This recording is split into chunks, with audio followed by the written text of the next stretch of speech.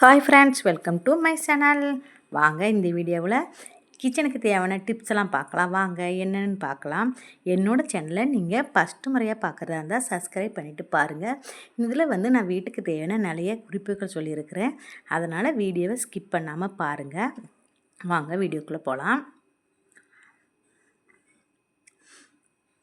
நம்ம பருப்பெல்லாம் வாங்கி நம்ம ஸ்டோர் பண்ணுவோம். பருப்பெல்லாம் ரொம்ப நாள் ஆகிடுச்சுன்னா 1 மாதம் 2 மாதம் நல்லாயிருக்கும். ஒரு 3 மாதம் அந்த மாதிரி ஆகிடுச்சுன்னா பூச்சி வர ஆரம்பிச்சிடும். குட்டி குட்டியாக ஒரு மாதிரி என்ன தான் நம்ம புடச்சி கிடச்சி எடுத்து வச்சாலுமே ஒரு குட்டி குட்டி பூச்சி நிறைய வரும். அப்படி நம்ம வராமல் இருக்கிறதுக்கு அதில் என்ன போட்டு வைக்கலான்னு பார்க்கலாம்.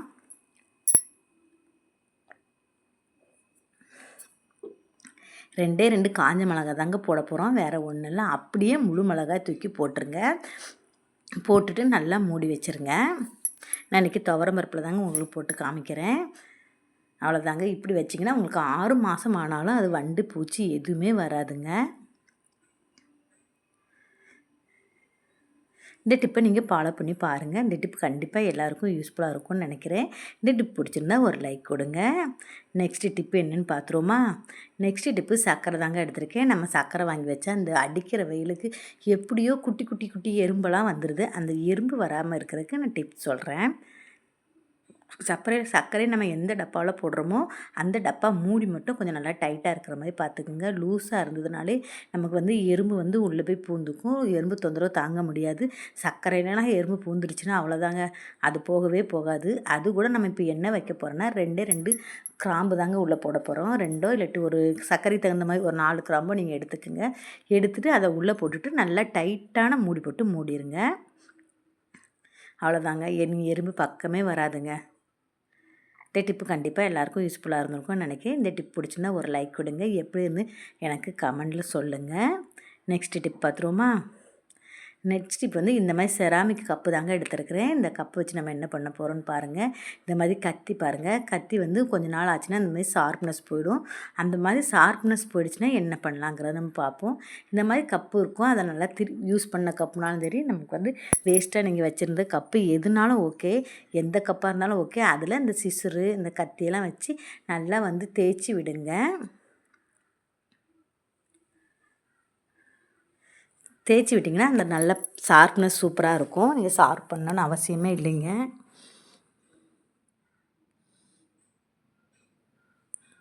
இந்த டிப்பை நீங்கள் ஃபாலோ பண்ணி பாருங்கள். இந்த டிப்பு கண்டிப்பாக எல்லாருக்கும் யூஸ்ஃபுல்லாக இருந்திருக்கும்னு நினைக்கிறேன். யூஸ்ஃபுல்லாக இருந்தால் ஒரு லைக் கொடுங்க. நெக்ஸ்ட் டிப் பார்த்துருவோம்.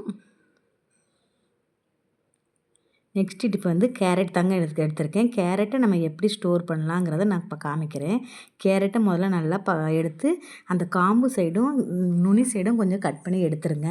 ஏன்னா அப்படி எடுத்துட்டோம்னா தான் அழுகி லைட்டாக இருந்தால் கூட நமக்கு அது அழுக்கு தொடராது. அதுக்காக அது நல்லா லைட்டாக எங்கேயாச்சும் வெடிச்சிருந்து அது இப்படி இருந்தாலும் நல்லா லைட்டாக அதை எடுத்துருங்க. எடுத்துட்டு இந்த மாதிரி ஒரு வாட்டர் கேன் எடுத்துக்குங்க. அந்த வாட்டர் கேனில் தான் நம்ம ஸ்டோர் பண்ணி வைக்க போகிறோம். கேரட் ஈஸியான முறையில் ஸ்டோர் பண்ணி வச்சலாம். இதை அந்த மேலே இருக்க ஸ்டிக்கர் எடுத்துடலாம்.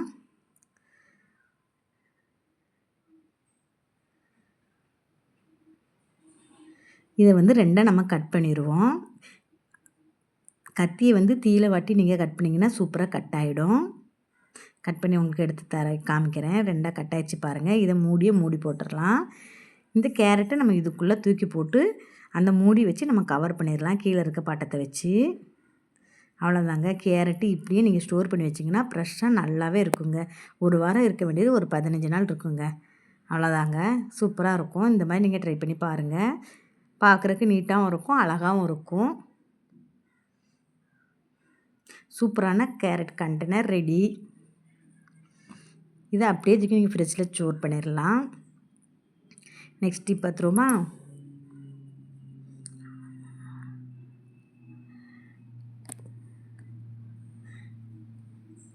நெக்ஸ்ட் டிப் பார்த்துருவோம். நம்ம லெமன்லாம் கடையில் வாங்கி வச்சுருப்போம்.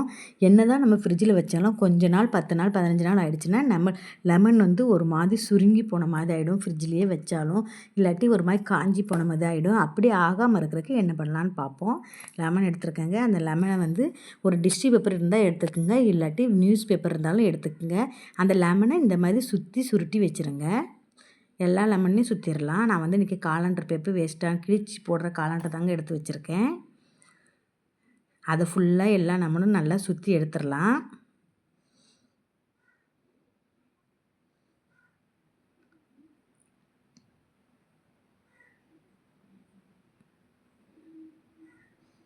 எல்லாத்தையும் சுற்றி ஒரு கவரில் போட்டு நீங்கள் ஃப்ரிட்ஜில் ஸ்டோர் பண்ணிங்கன்னா 10-20 நாள் ஆனாலும் அப்படியே இருக்குங்க. லெமனு நம்ம எப்படி வைக்கிறோமோ அதே மாதிரி இருக்கும்.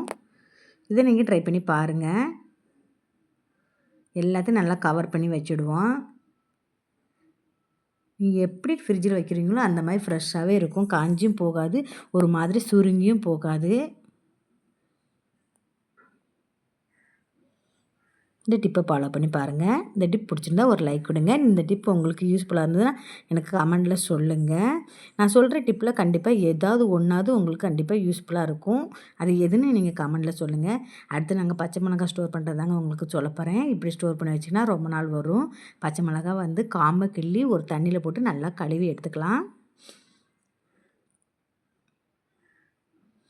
நல்லா ஒரு சொட்டு தண்ணி இல்லாமல் கழுவி எடுத்துக்கணும். எல்லாத்தையும் முதல்ல கிள்ளி போட்டுடலாம். காம்பை எடுத்துகிட்டு 1-2 அழுக்கு இருந்தாலும் அதை க்ளீன் பண்ணி எடுத்துருங்க. வெடித்த பச்சை மிளகா இருந்தால் கூட அதுவும் நீங்கள் ஓரம் கட்டிடுங்க.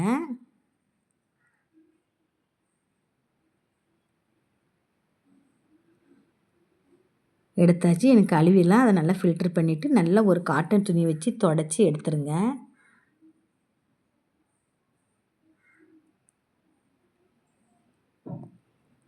தொடச்சி எடுத்து ஒரு டப்பா எடுத்துக்கோங்க. நம்ம எவ்வளோ பச்சை மிளகா வைக்க போகிறோமோ அதுக்கு தகுந்த மாதிரி. அந்த டப்பா கடையில் கீழே வந்து ஒரு டிஷ்யூ பேப்பரோ இல்லாட்டி ஒரு காட்டன் துணியோ எடுத்துக்கோங்க.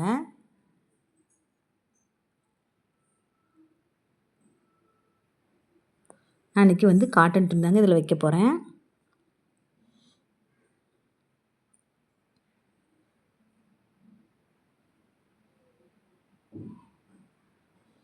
அது மேலே எல்லா பச்சை மிளகாயும் வச்சிடலாம்.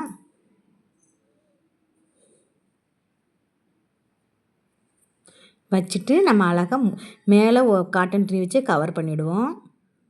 ஒரு மூடி போட்டு மூடி வச்சிங்கன்னா இந்த மாதிரி நீங்கள் பச்சை மிளகாய் ஸ்டோர் பண்ணுறப்ப கண்டிப்பாக 1 மாதம் வரை அப்படியே இருக்குங்க. இதை நீங்கள் ட்ரை பண்ணி பாருங்கள். நெக்ஸ்ட்டு வந்து இந்த மாதிரி நம்ம காயெல்லாம் வாங்கும்போது இந்த மாதிரி நெட்டு கொடுப்பாங்க. இந்த நெட்டை வந்து தூரப்போடாமல் நான் அதை வந்து பாத்திரம் கழுவுறதுக்கு ஒரு நாராக யூஸ் பண்ணிக்கலாம். அது எப்படின்னு பார்க்கலாம். நான் அந்த மாதிரி கவர் வந்து 2 எடுத்திருக்கேன். உள்ளே 1 வச்சுட்டு உள்ளே நல்லா அப்படியே சுருட்டி நம்ம எடுத்துகிட்டு வந்துடுவோம்.